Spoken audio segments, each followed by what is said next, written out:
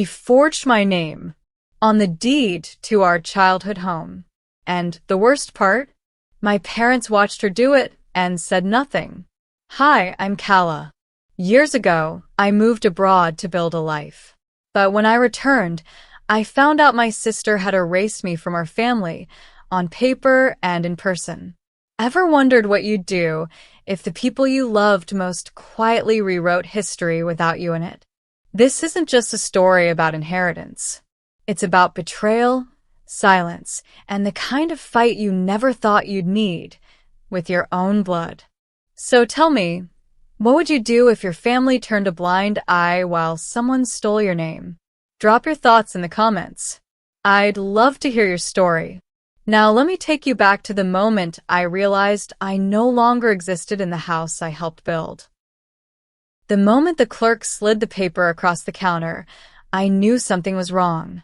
Not in the abstract sense, not the kind of wrong that sends a chill down your spine or makes your stomach twist. This was colder. Legal. Tidy. Permanent. You're not on the deed anymore, Miss Granger, the woman behind the plexiglass said without blinking. I stared at the paper like it might rearrange itself. Like if I stared long enough, my name would crawl out from under the letters and reclaim its place. It didn't. The county clerk's office smelled like floor wax and despair. I'd been back in Blue Hollow less than 48 hours, and already the ghosts were stirring.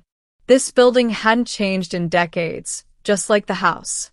The wallpaper, the locks, everything had stayed still while I was erased in motion. She typed something else.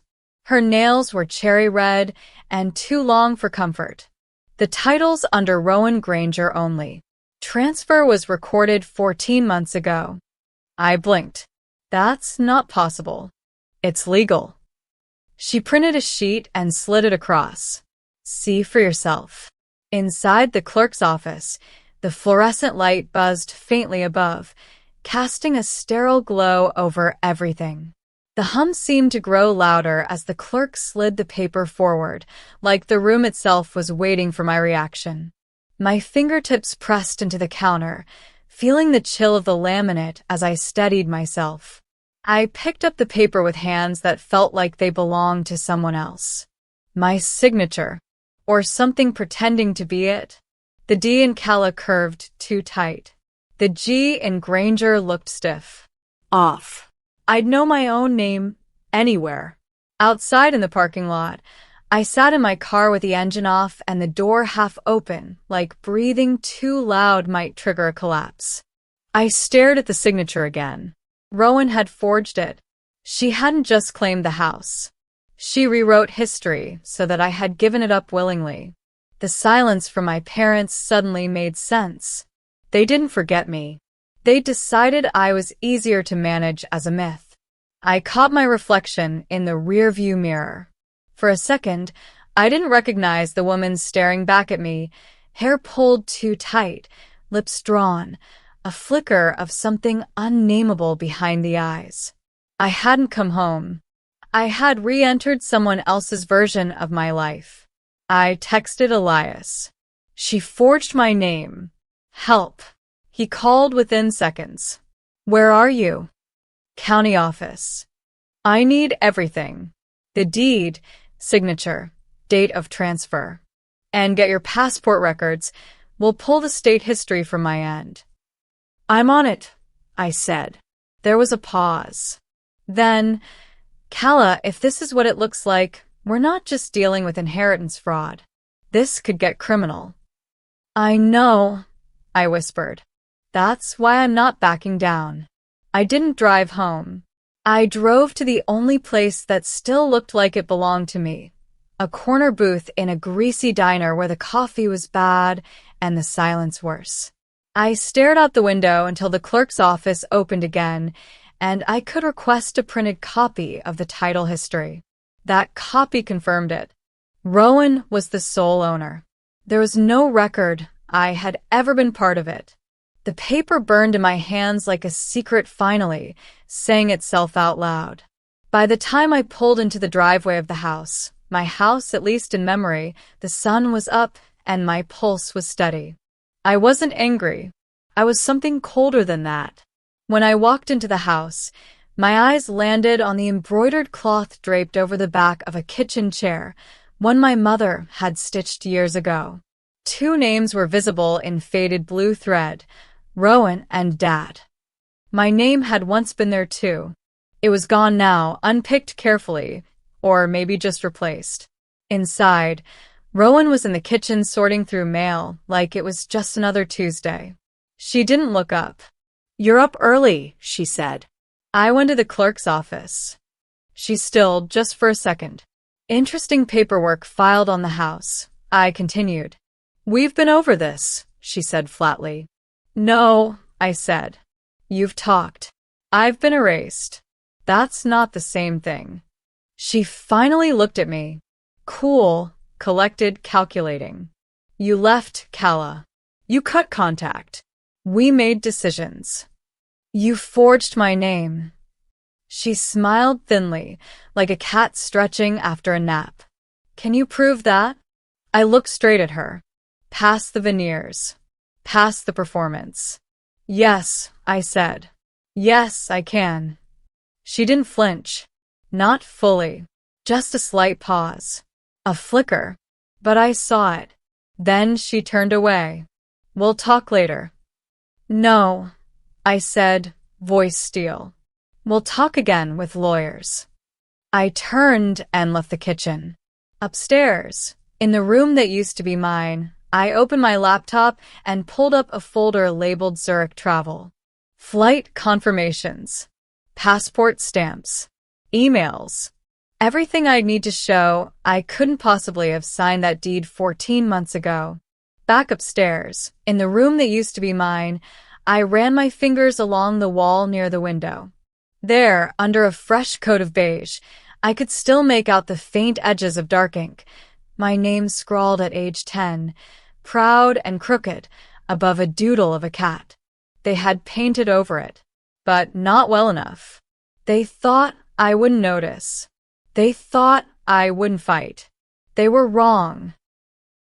I sat at the edge of the guest room bed for almost 20 minutes before dialing her number. My thumb hovered over the screen, like even that decision, calling my own mother, required clearance.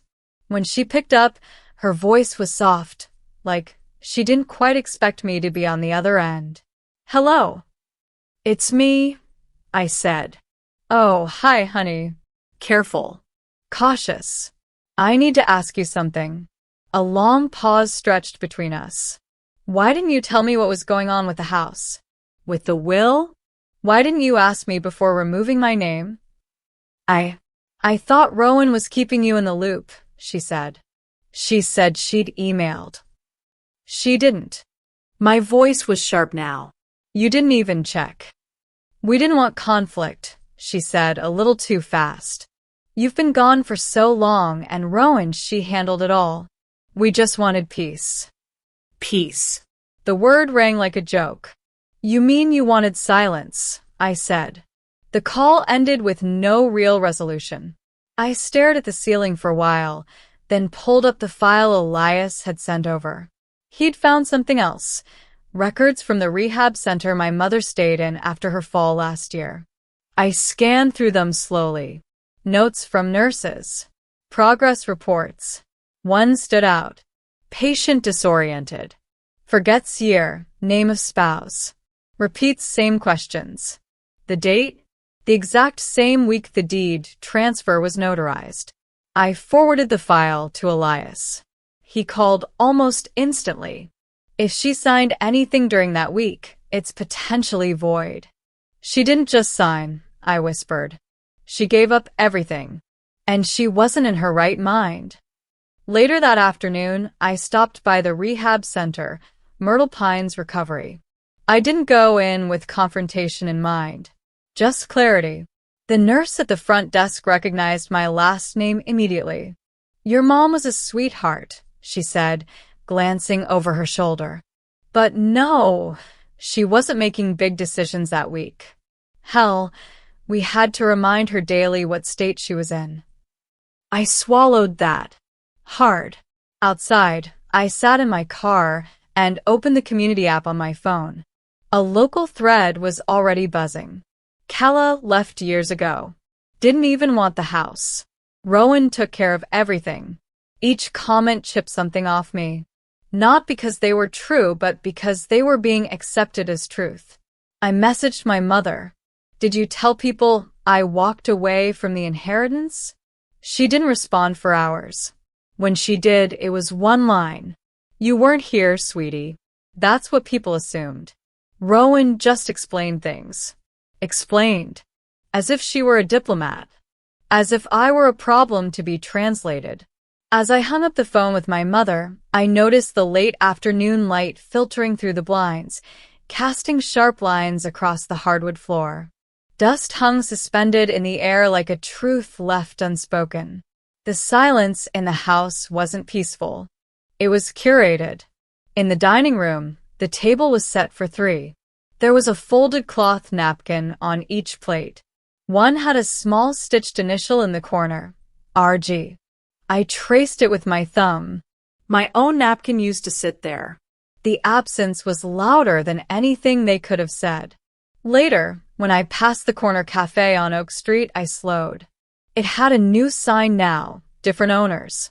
I hadn't been there in over a decade. Still, I remembered the sound of my mother stirring sugar into her tea, the way she always offered me the last cookie and told me, "You'll understand someday." I didn't go inside. I wasn't looking for nostalgia, just the confirmation that I'd outgrown it. That evening, I walked out back where my dad was trimming hedges, pretending not to see me until I was right beside him. We should talk, I said. He straightened but didn't meet my eyes. You should talk to your sister, he replied. She forged my name, I said. A beat passed. Then flat. We don't want trouble. You already have it, I said. You just didn't notice. She's your sister. No, I said. She's your liability. His clippers stopped. He looked smaller than I remembered. Or maybe I'd just stopped shrinking myself to fit this family. At the end of the day, as I sat alone in the Airbnb's kitchenette, Elias's files spread across the table like a forensic map of betrayal. I noticed a quiet hum from the fridge, a blinking red light on the router. Nothing in this town made noise unless it was covering for something. That night, Elias and I went over the evidence again. He opened a new folder titled Mental Capacity Timeline. I stared at it for a long moment. They chose her, I said quietly. Not because she was right, but because she was there. And now I was here too. The lobby of the bank looked just like I remembered.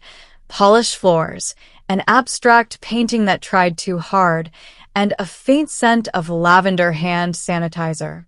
But the air felt different this time. Heavier. Like the building itself knew it was about to be confronted. Elias stood beside me, his dark gray folder already open. I carried a printed set of my passport stamps and travel records. Every date mattered now. The teller was polite, even chipper. What can I help you with today? I need to see transaction history linked to this account, I said, sliding a paper across the counter with my name and social security number. Specifically, March of last year. She typed. Her expression shifted. There's a loan, she said slowly. Auto loan. $45,000. Processed March 9th, signed, she paused. Signed by you. I was in Switzerland that week, I said. I slid over my passport copy. That's not my signature. The manager was called. He ushered us into a small glass office, where everything echoed just a little too clearly. Elias laid out the timeline. My client was abroad, verified by flight logs and employment records. We're requesting full documentation, the original application, video footage of the signing, and any associated notarized files. The manager looked nervous now. That may take a few days. You have until end of day tomorrow, Elias replied smoothly. This isn't just a dispute. its potential financial fraud. I didn't say much. I didn't need to. When we got back to Elias's office, he already had the scanned signature pulled up on screen. See the way the tail on the G is too sharp? Yours always curve. I nodded. Rowan always tried to copy it. She never got the loop right. He turned to a new tab, metadata from the file. And here's the kicker. The form was submitted through an internal account registered to Dean Weller. I blinked. Rowan's husband. Yep. We sat in silence for a beat. Do you want to confront him directly? Elias asked. No, I said. I want to corner him legally first. Then I'll look him in the eye. The next morning, I returned to the bank. A different teller this time. She handed me a sealed envelope with my name on it. Inside, a printed scan of the loan file. I flipped through it in my car. Authorization code. Timestamp. Signature. Everything looked real. Until you knew where to look. A copy of my signature was pasted in. The field was digitally filled. And there it was again. Dean Weller's internal staff ID, logged as the upload account. I sent everything to Elias. He called within minutes. We've got him. That night, I sat alone in the Airbnb. The scan still open on my screen. I remembered something Rowan once said years ago at a family barbecue. He's good with forms. Got my taxes fixed in under an hour. I thought it was just domestic pride. Now I saw it for what it was, foundation for a future scheme. I scrolled through my inbox. Found an email from Rowan dated a year ago. Subject line. Just checking in. Body? Empty. The next day, I returned alone to the same glass office where the manager had met us. This time, I noticed how the fluorescent lights buzzed slightly overhead, like they too were holding their breath. A cleaning staff member passed behind me slowly, the squeak of the mop punctuating the silence between my words and the manager's wary glances. I glanced down at the pen they handed me to sign the document receipt. It was corporate blue, cheap plastic. I turned it in my fingers absently, thinking about how something so small could be the tool for something so large, a name stolen. On my way out, I passed a man near the lobby wall looking at a brochure rack. For half a second, our eyes met. He didn't smile. He just looked down quickly. That's the thing about small towns. People pretend not to know, even when they know everything. Back at the Airbnb, I paused at the bathroom mirror. My reflection stared back, tired but focused. I traced the edge of the vanity, the countertop cool against my fingers. I didn't look away this time. I needed to see myself through this, not after. Later that night, I opened the loan file again. On the corner of one scanned page was a coffee stain, small, round, almost deliberate.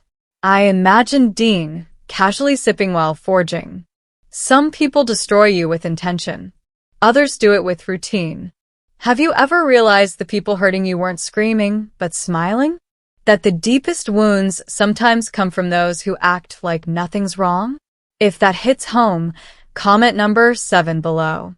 Now, let's see what happened when I decided silence was no longer an option. I leaned back and listened. The hum of the mini fridge. The tick of a wall clock. And beneath all of that, my pulse, steady, measured, ready. I opened a new email.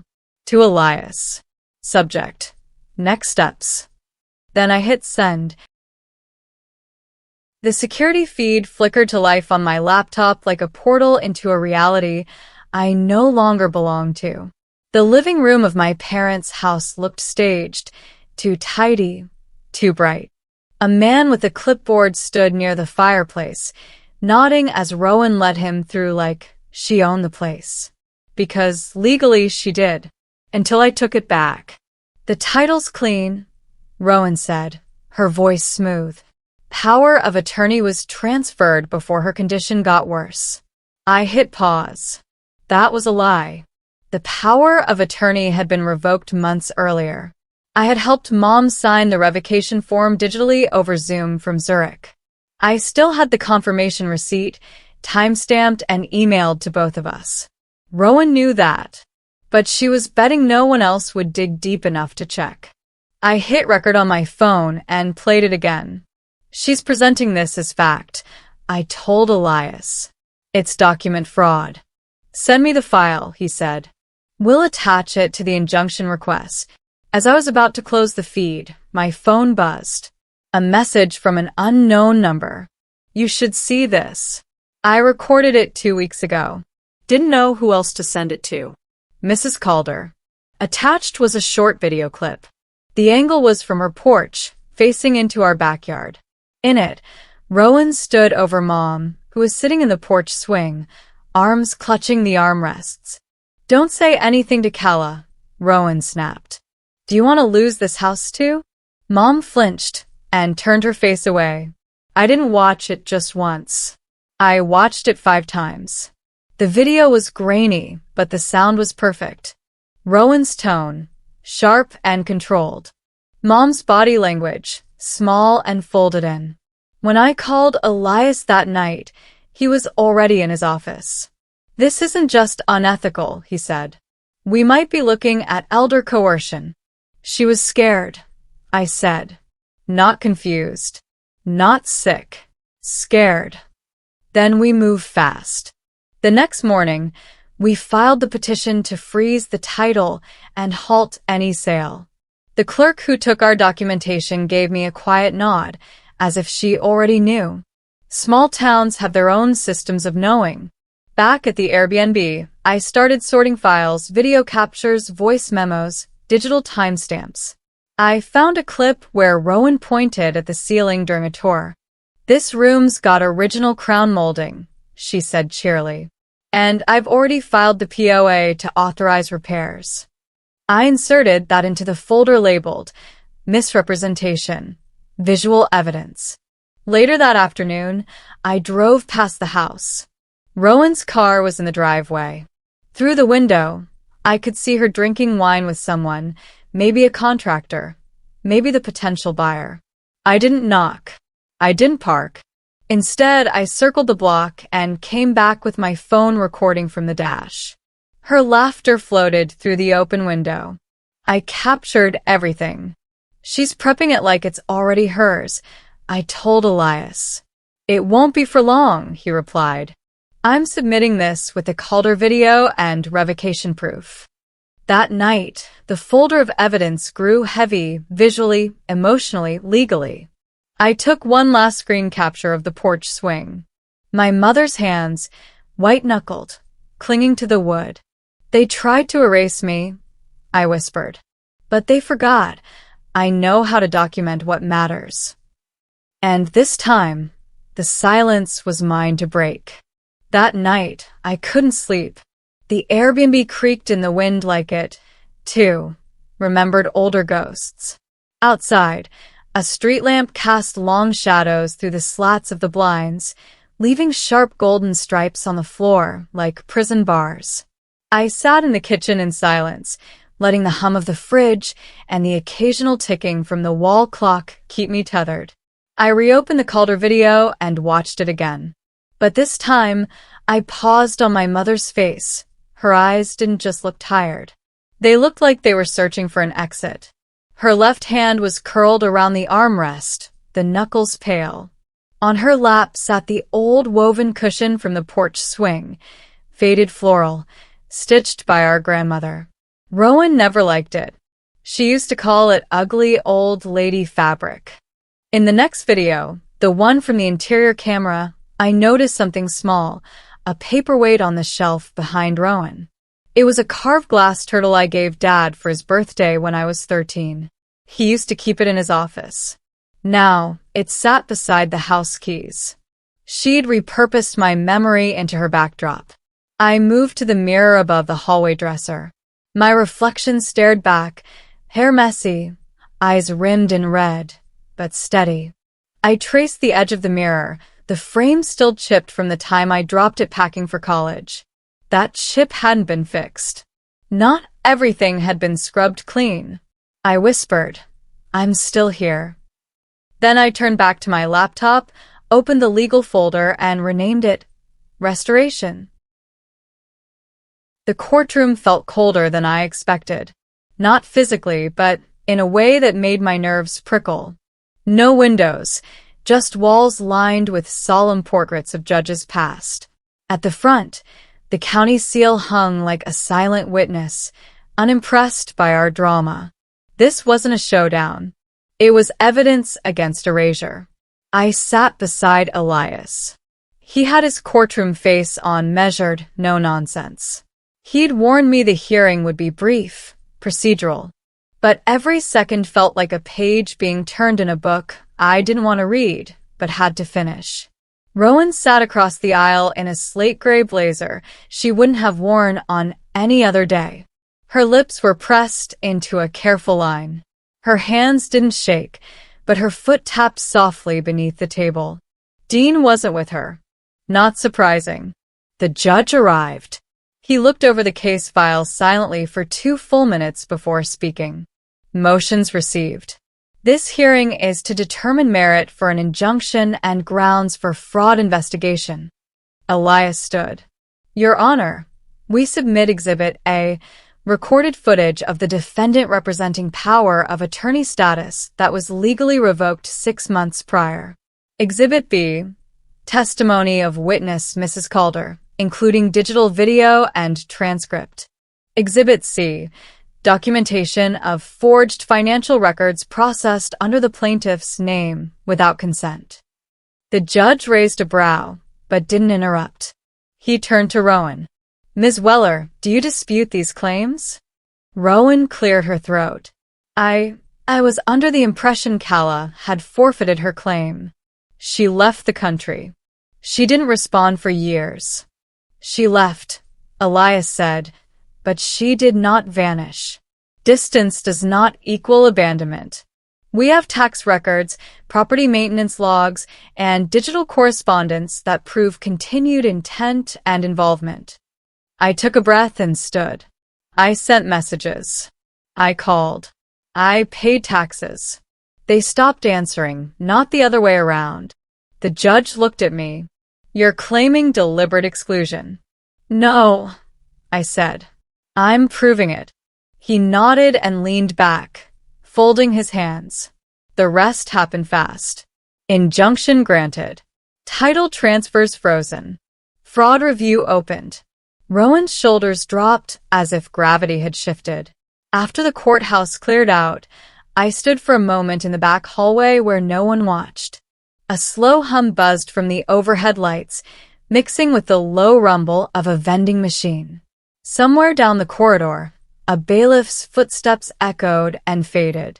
I leaned my shoulder against the cool painted cinderblock wall, letting it hold some of the weight that had pressed down on me for months.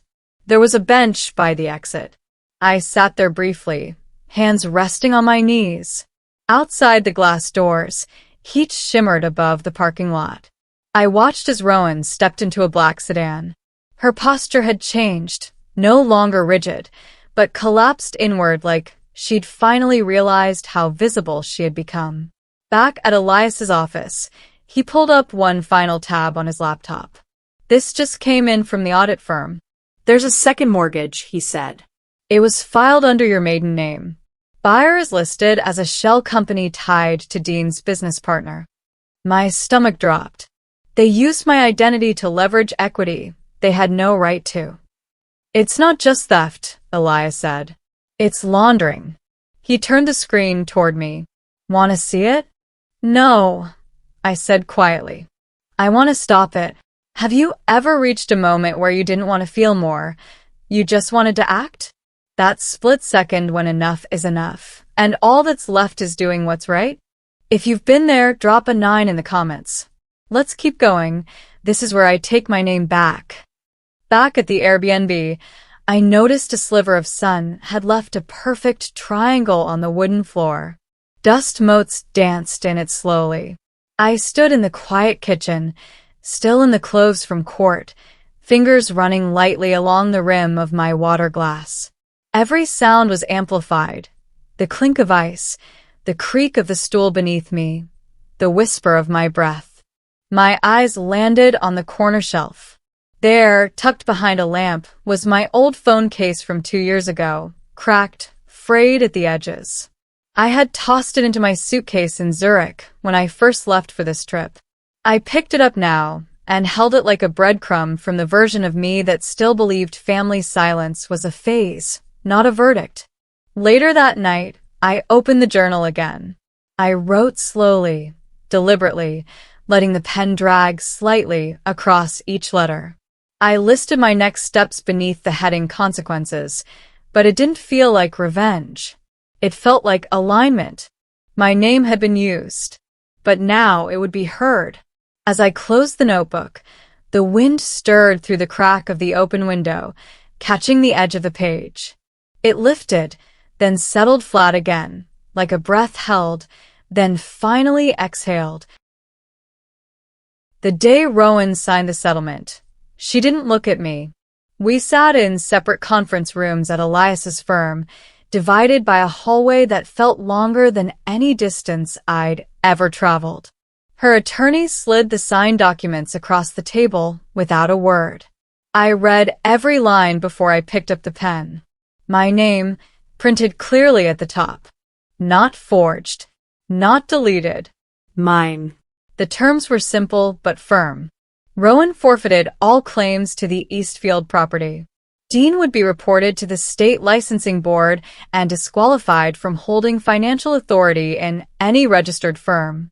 Rowan's confession was notarized and archived, acknowledging the forged documents, the misuse of power of attorney, the false narrative constructed over years. In exchange, I wouldn't pursue criminal charges. At first, she refused to sign. She called me vindictive. Said I never wanted the house anyway. Said this was about ego. But that was before Elias sent her the audit, the camera footage, the transcript from court, and the full email trail from Dean's private inbox. After that, the only thing she asked was for the notary to come early. When I stood to leave, I didn't look back. Later that day, I drove to my parents' house alone. The grass had grown longer than I remembered, the porch swing slightly askew. My father answered the door. He looked smaller than I remembered, or maybe I had stopped shrinking myself to fit their silence. I just wanted to return this, I said, handing him a manila envelope. He didn't ask what was inside. Behind him, my mother sat in her chair by the window. She was wearing one of my old sweaters. Her eyes flicked toward me, but didn't quite hold. You don't have to choose sides anymore, I said gently. The truth already did that. He nodded but didn't speak. That had always been his language, silence. I stepped back down the steps, pausing by the front walk. The dogwood tree we planted when I was 8 had bloomed early this year. At home that evening, I opened the last folder. Property title, fraud report, confession, bar complaint, final notarized closure. Then I opened a clean window and searched rental listings in Boone. Something quiet, remote, New. 2 weeks later, I moved into a one-bedroom cabin off a dirt road. No neighbors, no noise, just trees and wind, and the comfort of knowing nothing here had ever tried to erase me. I brought one suitcase. On the nightstand, I placed a single photo, me and my grandmother in her kitchen, covered in flour, laughing. Everything else I left behind. One morning, I stepped out onto the porch with a cup of coffee. The air smelled like pine and possibility. I sat in the old rocking chair the landlord left behind and looked out at the clearing. My phone buzzed. It was Elias. Property is fully restored. You're safe. And Rowan's confession is archived permanently. I didn't reply right away. I just stared at the trees and exhaled. Then I texted. I didn't want her punished. I wanted her stopped. Because there's a difference. That night I started writing. Not for court. Not for justice. Just for me. Dear Mom and Dad, I don't hate you. I just finally saw you clearly. You protected the louder one. You excused the lies. And when it counted, you chose comfort over confrontation. I'm not asking for an apology. I just needed to leave something unsaid somewhere. Love doesn't always get an ending. Sometimes it just gets a drawer. I folded the page, slid it into the nightstand, and left it there. Some wounds don't want apologies. They just want peace. The cabin had no television, just a bookshelf with mismatched paperbacks and a small ceramic lamp shaped like a pine cone.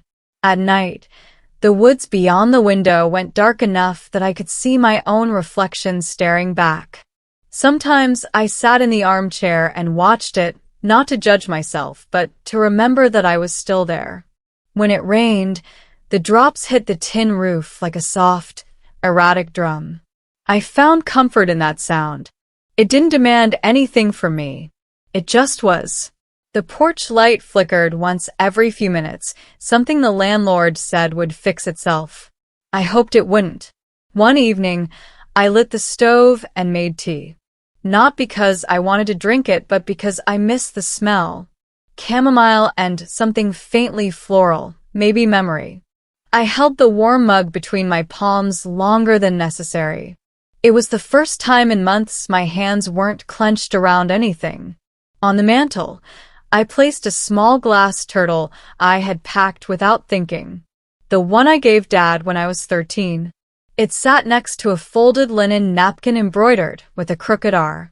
From our old dining room set. I'd taken only one. I didn't need the rest. The letter to my parents stayed in the drawer. Sometimes I reached for it, just to touch the paper, to remember that not all goodbyes are spoken aloud. Some are written. Some just rest quietly, waiting for no one. And that's enough. Now, I live in a small cabin surrounded by trees, no longer under surveillance, no longer needing to prove I belong. Peace is no longer a luxury. It's a right I reclaimed with clarity, resilience, and dignity. What I've learned is this: betrayal doesn't always come from enemies. Sometimes it comes from those who share your name. And that's exactly why reclaiming the truth isn't a choice. It's an obligation to yourself. Silence doesn't protect family. It protects the one doing the damage. If you've ever been erased from your own story, ever been cast aside by those meant to protect you, share it. I want to hear it. And so do others who need to know they're not alone. Leave a comment below if you've ever had to fight for your voice. And if you're ready for another story, imagine this. A wife discovers her husband secretly transferred all their shared assets into a shell company he controls. Would you stay or fight back? Stay tuned.